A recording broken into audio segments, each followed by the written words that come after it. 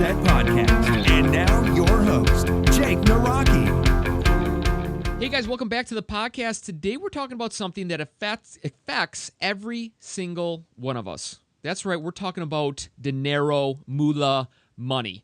I'm sitting here with Bob Wheeler from his new book, The Money Nerve. He is trying to create a healthy relationship with our money. Bob, thank you so much for joining us, man. I appreciate you reaching out to me, and hopefully you can change our mindset towards money and make sure more cash is staying with us instead of being spent. Absolutely. Well, thanks for having me, Jake, and that's what I hope that I can help people do. Perfect. First of all, let's talk about you for a second. You're actually a mountain man. We were just talking about snow because I'm here in the Midwest and you're out in California living up the dream, soaking in the sun. You're kind of an explorer. Tell us a little bit about your background. Well, I get bored really easy, so I do a lot of traveling, and basically I climbed to the top of Mount Kilimanjaro, and I sort of got hooked, and I started traveling. I've been to Base Camp Mount Everest. I've done a lot of the 14ers in Colorado, and just anywhere I can find a trail that goes up to the top of a mountain, I'm there. Sure. What is it? Is it the challenge? Is it just wanting to get to the peak? What is it? Well, for me, it's a place where it's just me against nature, and I love that it's quiet, sure. And I love the exhaustion, and I love the physicalness of just getting out there, and it's just me physically against the world. Awesome. Now, I'm going to bring this around on you. Does climbing a mountain feel the same with managing your money? Is there any relationship there? I would say that most people feel like they're climbing a mountain every time they deal with their money. For sure. Yeah. No, I'm raising my hand right here because it's very, very true. And it affects everybody. To be honest, I think everybody wants to have a good relationship with it, feel comfortable when they log onto their bank accounts and stare at their spending habits and stuff like that. So I'm excited to see what you have to offer to us. So The Money Nerve. Let's talk about the book. Where did you get the inspiration to write something that you feel that needs to be shared with the world? So basically what happened was I was going along, doing my tax practice, meeting with clients, and they started turning into therapy sessions. And people were breaking down, having tears, telling me they were the only person in the whole world that was so stupid, that they didn't know how to handle their money, and if anybody found out, they would just be devastated. And I realized, as I kept hearing this over and over, that everybody thought that they were alone in this.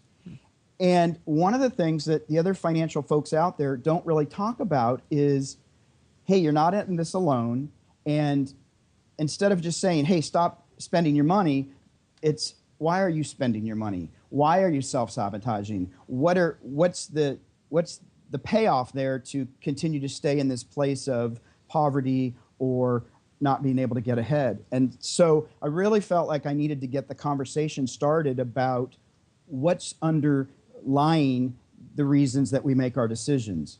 And so I started writing, and then actually I got to a point where people said, hey, this is a really good book. And I said, I better stop writing this because I might actually have success with it. So I actually went through my own process of having some fear around the book actually being well received. Now, the fear, let's talk about that, because this is called Operation Self-Reset. Change the person you are to the person you want to become, and we talk about fear. Fear is something that holds a lot of people back. And fear has two angles. Fear of the unknown, it's scary, failure. But there's also the flip side, fear of success. Yes. What were you mostly fearful of? It was fear of success. Yeah. And I think honestly, most people are afraid of success. I hear that a lot in the workshops. And for me, yes, I was actually afraid that people would then say, who are you to write this book? Or who are you? Right. What do you know? And exactly. And so that scared me because I would be visible. I would be out there. I would be standing in my beliefs. I would be standing in my leadership. And people that stand up and speak out sometimes become a target. And that was scary for me. Yeah. And it's actually kind of funny. I was just having a conversation with a professional motivational speaker, and that's what I strive to become. And he asked me, he goes, like, why are you qualified to tell people how to live their life better and all that stuff? And I'm like, huh, you know what I mean? Like it took me back, like, my gosh, maybe I'm not, but Right. it's pushing through that. Like it's almost, almost need to get angry at it. Like, why not me? Like I have Right. the ability, I have the stories, I got the background, and I got the drive to want to help people. It's almost, you got to overcome that hump to get on that other side to finally start cruising, But once you do that, it's really cool. And I congratulate you on writing this book and getting it out there, because I can only imagine the difficulty writing a book, and especially talking about money, which affects literally every single human on this world, planet, system, whatever you want to call it, No, absolutely. And that's the funny thing is I'll talk to people and they'll say, "Oh, I don't have any money issues." And I'll say, "Really? Well, let's explore a couple things if you're interested." They'll say, "Sure, sure," because I know I don't have anything. And sure enough, we'll start talking and they'll say, "Oh, let me change my answer." Right. Because it is, every decision we make can have a financial impact on ourselves or our family, all around, our friends. It's amazing. Yeah. I would say money is only second to air. I'd say air and then money. Yeah. So let's dive into how we can help the people. So let's talk about changing our belief system right now. So people already have a system built in place. That's right. So explain to us in your process of changing that, and what are the systems that we already have, and why are they not working?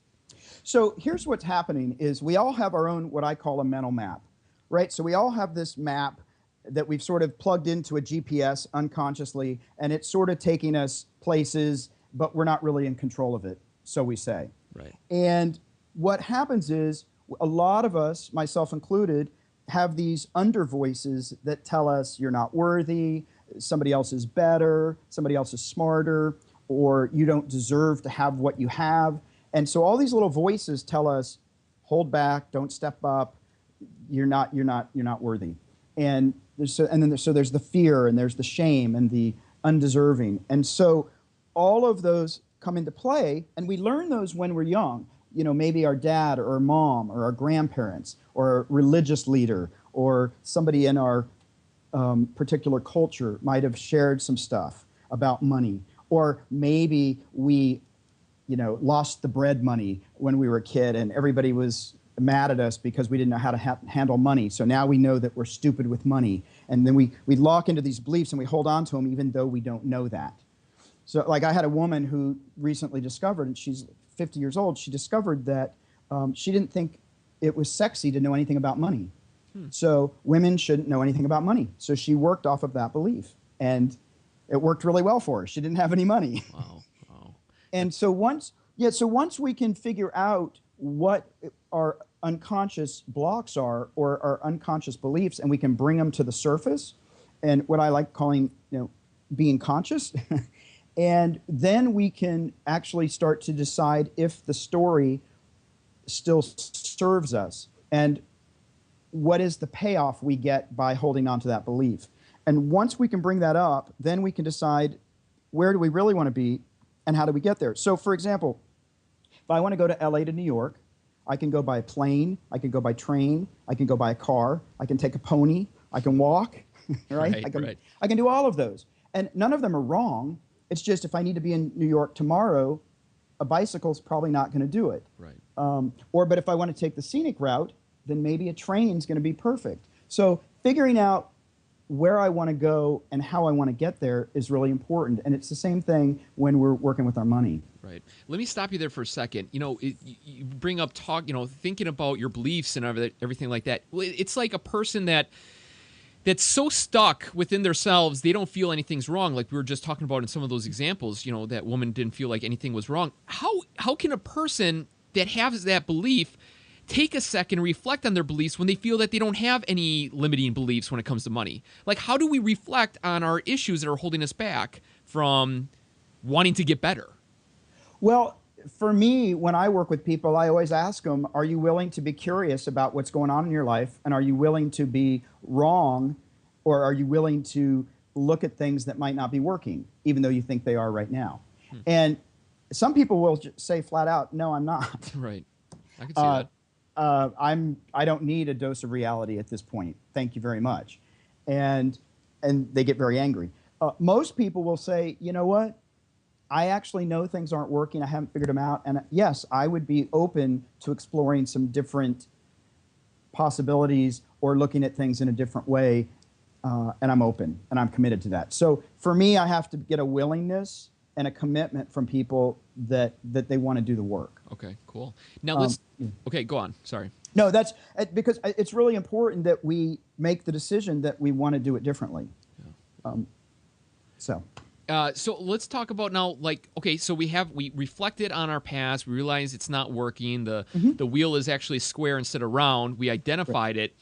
How do we build in these new systems, these new ideas and concepts that you go over? So what we do is we start to change our languaging. So the way I see it is that we all tell a story.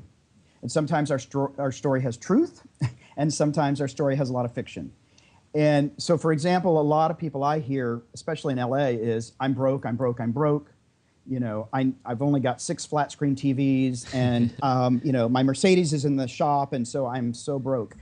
And so I'll take something like that. I'll listen to people. I'll listen to their story. I'll listen for keywords. And then, for example, the person that says I'm broke, I'll say to them, would you be willing to just listen for the next couple of weeks and try and catch yourself every time you say I'm broke?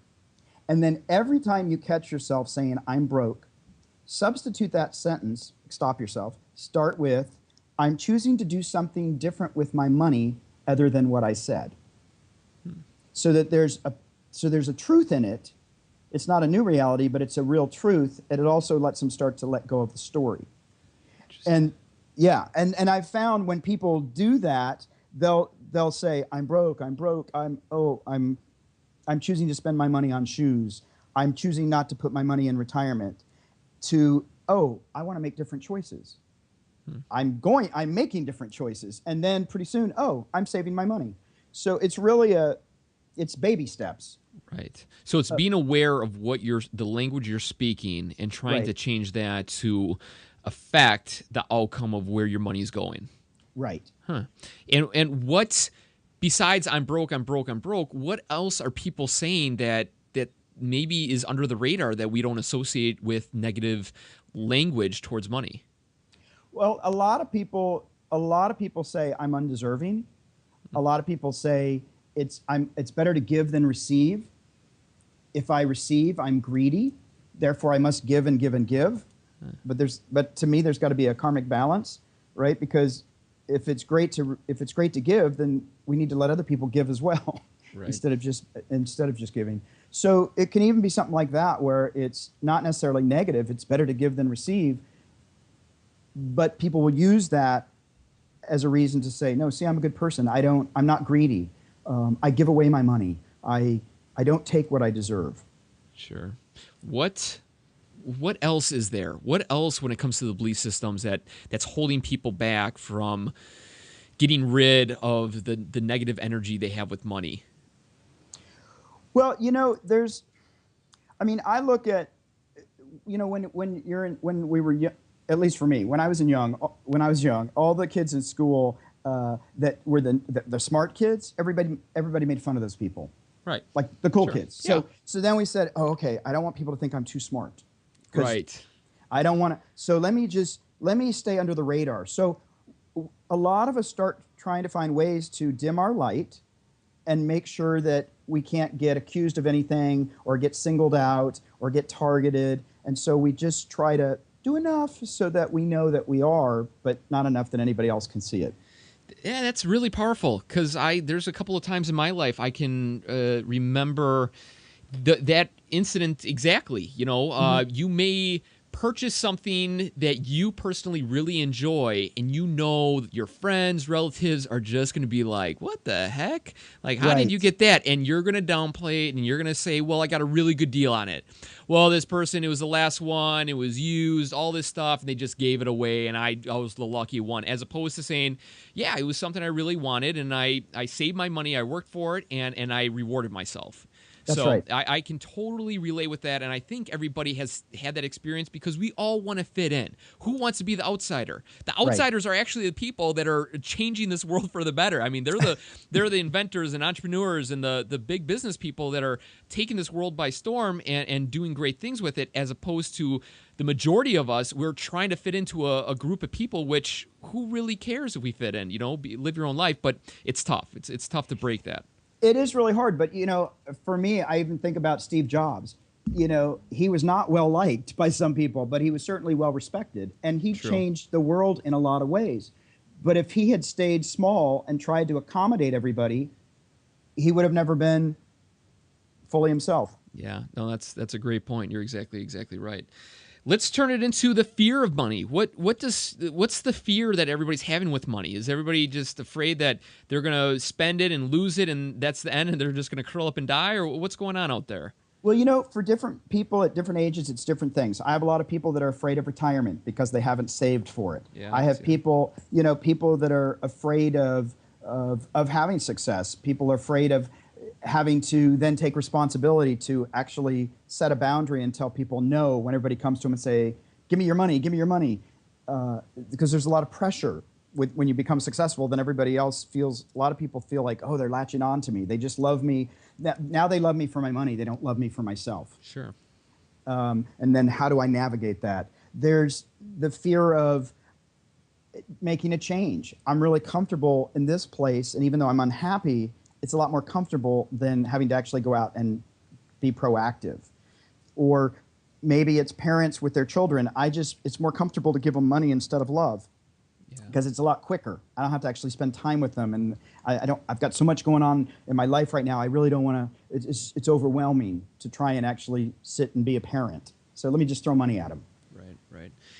All right. So we identified the fears. We identified the previous beliefs.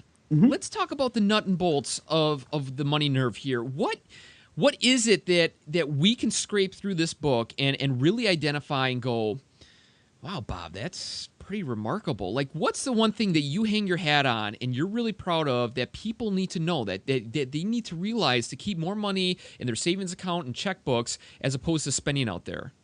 So there's two things that I really feel proud about when people do this work. One is working on what I call the honest budget and really combing through where the money really goes. So if I like to spend money for lottery tickets or a bottle of booze or new shoes or lots of extra candy bars, on my budget, I need to be honest that I'm spending that money instead of pretending it doesn't exist so that I don't have to admit that I'm doing those things. Because a lot of people will end up short at the end of the month because where'd my money go? Oh, right. I paid for all these things that I didn't want to admit that I do.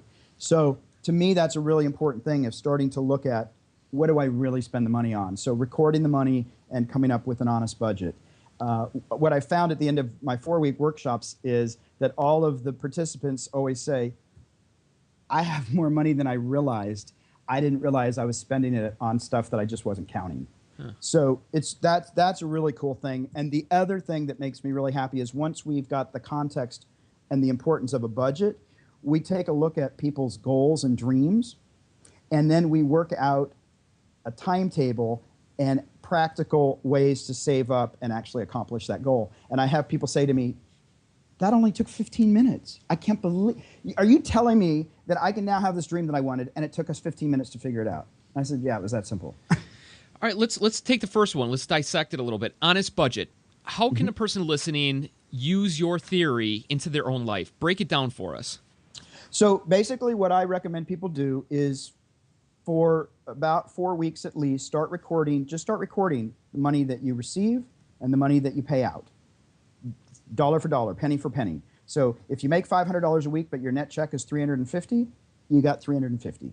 And really just start recording. I went to Starbucks. I went to another coffee place. I gave $5 to a homeless person. Just really track all that. Now, when we go to the grocery store, are we breaking down what we spend our money on at the grocery store too? Or are we just saying food, $150 for the week or whatever it is? Well, if you're buying basic food, then it's food. If you're sneaking in 3 gallons of ice cream and 10 lottery tickets on top of that, that's not really part of the food. You need to Okay. break that out. But if Okay. you're buying, bread and some meat and some eggs and some butter, That's fine. All right. that's fine. Okay. But yeah, and if I'm just there's seeing how others- crazy we're going here, Bob. That's all. Yeah, no, you don't have to put down the saltine crackers versus the Ritz. Right. But we want to really start to be aware of that, because if we're buying groceries and we're adding $10 worth of lottery tickets, it's really easy to say, "Gosh, my groceries are $100." No, they're not. Right. They're $90. That's $40 a month. So once we start to gather that, we start then putting out our totals into a breakdown of my rent, my mortgage, my car insurance, my miscellaneous stuff, car repair, like anything that charity, whatever those things might be, saving for myself. I want to get all those on the list. And then what I want to do is look at my income and see, am I negative or positive at the end of the month? And if I'm negative, then I want to start looking at those expenses. Where can I cut? Do I really need to spend $200 a month on cable? Right. Maybe I could shave that down. Maybe I can't give up my charity giving, or maybe I can't change my rent right now, but if I'm paying $2,500 and I know there's a lot of other places that are $500 less, or maybe I could get a roommate, I can start actually make choices, because now I have more information, and knowledge is power. So now that I've got information, I can start really analyzing, what do I really need? What do I really want? And how can I make this find the balance and come into harmony? Okay. Yeah, I think that's a fair assessment that everybody should do. 4 weeks, I feel, is a good time. I have personally tried doing it with my wife, and to be honest, it's tough. It's tough. Because you know what? You think at first you're gung ho, you got the motivation. Yeah, we're gonna figure out where we're struggling, and then by at the end of week 2, you're kind of, I'll remember tomorrow. I'll fill it out tomorrow, and then the wheels fall off. So I think if you are truly in a situation where you're really struggling with money, that is a great, literally honest way to figure out where your money is going, because the only way to figure out the problem is to find out where it's leaking out of your pocket. Exactly. And the other thing, you're exactly right about how it gets harder and harder, because it's really exciting the first day. It's just like going on a diet. It's just like trying to make other changes for health, fitness, all of those things. Find a support group. Sit with your spouse and say, "Hey, honey, I've been doing crazy things with the money, and I want to do it differently. Would you be willing to support me in making a different outcome?" And enlist their support versus, "I've got to do this all by myself." Because a lot of spouses don't talk to each other about money. Yeah. And I recommend meeting once a week, if not at least once a month, to go over the budget, talk about goals, talk about long-term goals. Hey, we need to start saving for that trip to Paris. Hey, we need to start saving for the kids' education. What are we going to do? And because if you're not having that conversation, you're not moving towards it. Yeah. No, very true. I agree with you. Communication with your spouse, because she's spending the other half of that money, So, right.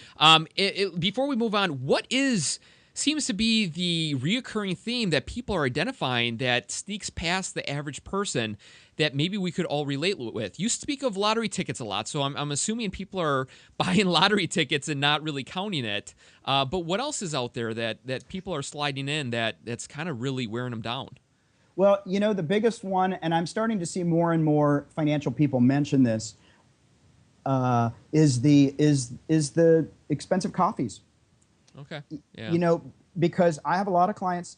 One of my employees was sitting there telling me how poor he was, and he comes in every day with a $5 frozen coffee. Yeah. And sometimes a scone, and then sometimes, and then if I run back in the afternoon, I get a coffee for half price or free if I do it on the same day. Yeah. Right. And so a lot of times when I'll get people to start recording just that, they'll come back and say, "I spent $10,000 on coffee last year? Oh my God." It's amazing how all of a sudden they don't need a coffee every day. Sure. I'm going to throw this at you. Now, I had on a different woman, not going to speak of her book or where she came from, and she talks about a relationship with money, kind of the love money, whatever. We'll go with that. She speaks of that if you enjoy that coffee, if that coffee gets you jacked up in the morning, you love it, that's your little slice of heaven in a very dark world, go for it. Treat yourself. That's your moment. Do you agree or disagree with that? I don't have a problem with that as long as you do it consciously. Okay. So, in other words, if I know I'm spending $10,000 a year in coffee, and I'm totally fine with that, and I know that I'm not able to pay off my student loan or I'm not able to put away savings, I don't have a problem. It's not for me to say this is how you should spend your money. I just want you to do it consciously so that you can't come up with a story of how you're a victim. Okay. All right, cool.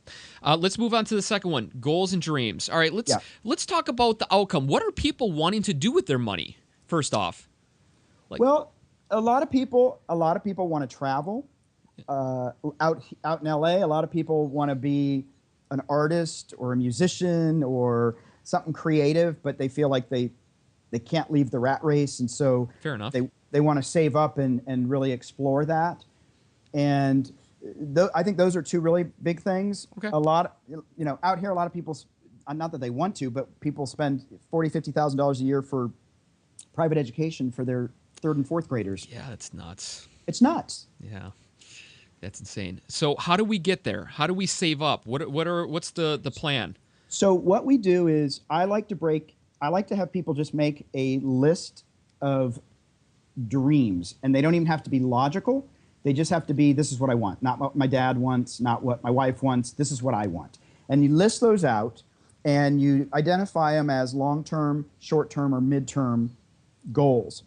And I've had a couple people say, well, I'm spiritual, I don't like goals because that's financial. And I said, well, actually, a goal is a dream with a timetable. It's a great phrase that I saw. Oh, and I like that because it doesn't mean that everything has to be about money. And so once we identify those, then we talk about, okay, I want to have that in the next year. So for example, I had a woman who said, I want to have a music studio in my house. And I said, okay, cool. When would you like to have that? She said, 6 months. 6 months. I said, okay, cool. 6 months. How much is it going to cost you? $10,000. All right, so what is that $10,000 made up of? I need $6,000 for a computer. So I said, okay, well, you can buy refurbished Macs. If you need to have a Mac, you could actually buy one for a lot less. And she said, really? And somebody else was in the group, and they said, yeah, I buy refurbished all the time. She said, oh, cool, now it just dropped down to $6,000. So then I said, okay, how much can you put away each month so we can get there in 6 months? She said, I can put away $200. I said, okay. So let's just do the math real quick. She went, oh boy, this isn't going to work. Yeah. So then she said, she said, now I can take the amount that I need and divide it by 200, and that's actually when I can have my goal happen. I said, yes. So now it wasn't just, oh my gosh, my dreams never happen. It's, let me actually be practical and figure out what I really actually need and how much can I actually put aside each month. Yeah. That's a tangible goal. Right. And the funny thing is, probably to myself, the people that are listening going, of course, it's so obvious, Right. But when you are in that moment, when you are that person that wants that one thing or whatever, a lot of times we put the blinders on. We don't Right. identify how to get there. We just want. And Right. sometimes it takes an individual like yourself, this podcast, an article in the newspaper, to open up our eyes and go, oh, yeah, duh. I mean, Right. let's put it together. These things and principles are not like groundbreaking and, oh, my God, I never heard this in my life. And maybe to some people that is true, and this is great. Right. But it's the principle of identifying and being honest and the core principles of getting to where you want to go and really breaking it down to that simple level. Absolutely. I mean, that's the thing. This is not rocket science. We are not discovering, oh my gosh, we've invented the wheel. It's really not that complicated. It's just most people get so frozen when it comes to money, and then we think we have to jump from A to Z instead of going through A, B, C, D, E, right? We just want to get to the end of the alphabet. Right. Let's bring it full circle. What are the results that people are finding? I mean, just good clarity? Are they finally have a vision? They finally have a game plan in place, and they're able to stick with it. Now, let's talk about the stick-withing with the plan itself. So you lay it out. Is it something that you should write down?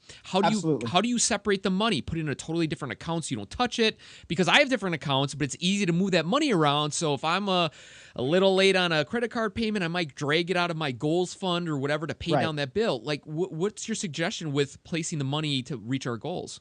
So I like to have savings accounts at banks or credit unions that are not tied to my other bank accounts, so that I can't just pull the money out. So that if I want to pull my money, I know they don't have ING anymore, but if I want to pull my money out of ING or the Immigrant Bank or one of these internet banks, it's going to take me 3 days before I get my money. So I really have to think about, do I really need that money? That's enough time usually for me to realize I don't need it. And I think for some people, it really is about putting it in different envelopes and saying, okay, I'm going to turn it into cash, and I'm going to put it in separate envelopes, and I can only pay for this out of this envelope. And when I run out, I've run out. And if I have to take from another fund, then I have to give up, sacrifice something in this other fund. Sure. And for some people, that really helps to drive that home. A lot of people, if you've got a couple of savings accounts, one that's for your emergency fund and one that's for your goals and dreams fund, and then everything else goes into the checking to cover the budget, and then everything above that needs to be going into these other accounts and not staying in the available bank account. Sure. What else? What's another good tip? So I highly recommend, whether people are in a relationship or not in a relationship, whether they have kids or don't have kids, that they sit down with themselves, with their partner, with their kids, and have at least a monthly, preferably once a week, meeting and writing out all of the goals. Because goals change. Today I may want to be taking a trip to Paris, and that's on my list. It sounds romantic. I want to go. And 4 months later, it's still on my list, and I haven't moved 1 inch towards that goal. I realized, you know what? It just sort of sounded fun. Yeah. I thought it would be nice, and it's actually, I don't want that. And so it's really important to go back and our values and our desires of what we want change over time. And so it's really important to go back and revisit. And it's important to have the conversations with the kids that, yeah, I know you want to have a Mickey Mouse whatever, but you're not going to be able to have that today. But maybe if we start saving up $2 a week, then at the end of the summer, we can go down to the store and you'll be able to buy it. And teaching kids that they don't have to live in the moment, that we don't have to have instant gratification, even though that's what the media would have us believe. So that's really important, writing it down, listing out your goals, tracking the budget, revisiting the budget, seeing if things have changed. Did the rent go up? Did we drop the cable? Is summer camp over? And really, really hone in on, a budget's a moving budget. It changes. Things change. Right. Now, I think it's really true to sit down with a family. It gives the child a value of money, understands what is coming in. And I know personally, there's a lot of families that are very secretive of the money that's coming in, and they say they don't have any money, but, really, it's... I don't know what I personally was raised that money is open. We talk about money. You talk about how much, my mom makes, my dad makes. We're very open since I was younger. So I have a great respect for money. I understand it. And I understand that it doesn't literally grow on trees, or I can just ask for it and it appears. That there's a sense of, okay, we have this much coming in, and then you lay out the expenses, and everybody's on the same game plan. So those children know, hey, I guess I really can't just have that squirt gun because I want it. We literally don't have the money for it. And also, too, I think it would help the adult if they have kind of a loose hand to buying things to maybe keep themselves in line because they want to, represent being a good parent for their child. So absolutely, a lot of good value. Absolutely. Before we kind of wrap this up, what if you had to tell one person out there that's struggling financially, that's having issues in credit card debt, everything, what's one thing that you can tell them to get themselves back in the plus side? So the thing that I would tell them is that they can get there. They didn't get there in a day into their financial situation, and it's not going to take a day to get out of it. And if they can seek out some support, either from professionals or friends that they can trust, and help them to get through it, because it can be difficult and it can be overwhelming and it can be depressing. But if they will find the support and make the commitment to do baby steps like we talked about, it's doable. And here, the thing that I would say, and actually this sort of actually comes full circle, not intentionally, but when I was climbing to the base camp of Mount Everest, the team of people that I took with me, after the first day, all said, we want to quit. This is too hard. Sure, We're done. And I said, I tell you what, let's not look at where we're going. Let's just, if you guys will agree to hike with me for 1 hour, at the end of the hour, let's make a decision if we're going to hike another hour. And so what we did for the first 2 days was we just hiked 8 one-hour hikes and kept making an agreement to keep going. And that's, I think, the way you have to deal with money is you don't just jump to the top of the mountain. You do it in baby steps, and you don't overwhelm yourself, and you just focus on what's ahead of you and get some support around you, and you can totally change your financial life. I've seen many of my clients come back to me with stories that are even more amazing than I could have imagined, because I didn't really think they would do the work, and they came back and shocked me. Yeah. And it's doable. Yeah, that's awesome. And I believe you have some incredible stories of people that transformed excuse me, their life because of the system that you put in place and the ideas and thoughts, and it's that simple approach that people need sometimes to get themselves in the right mind frame. Absolutely. And I will tell you this: money doesn't know smart. You don't have to be the most brilliant person in the world. Money is just an energy. So some people are like, yeah, I know lots of stupid people with lots of money. Right. Awesome. And the last question I have for you before we wrap it up and where people can find the book and all that fun stuff, what does a self-reset mean to you? Self-reset, that to me means going in and rebounding, clearing out all the old memories and starting fresh and having a new fresh start. For sure. And I think that can fully apply to money, life, and everything in between. Bob, thank you so much for joining us. How can people get in touch with you, the book, and find out more about the Money Nerve? Absolutely. They can go to themoneynerve.com, and they can find out where I'm speaking. They can find out about workshops. They can buy the book. My email is on there, and people are welcome to send in questions or ask guidance or seek support. Happy to respond to them. And you can also find the book on Amazon, Barnes & Noble, and all those good places. But certainly check out themoneynerve.com. Follow us on Facebook and Twitter, and we'd love to have people come and find out more about us. Cool. Bob, thank you so much. Great insight, simple ideas that can truly change every single person's life. And I wish you nothing but the best. I hope you keep on spreading the word of these ideas and concepts to help the citizens of America and the world get on the plus side of their financial situation. Well, thank you so much. I sure appreciate the opportunity, and I wish you the best as well. Thanks.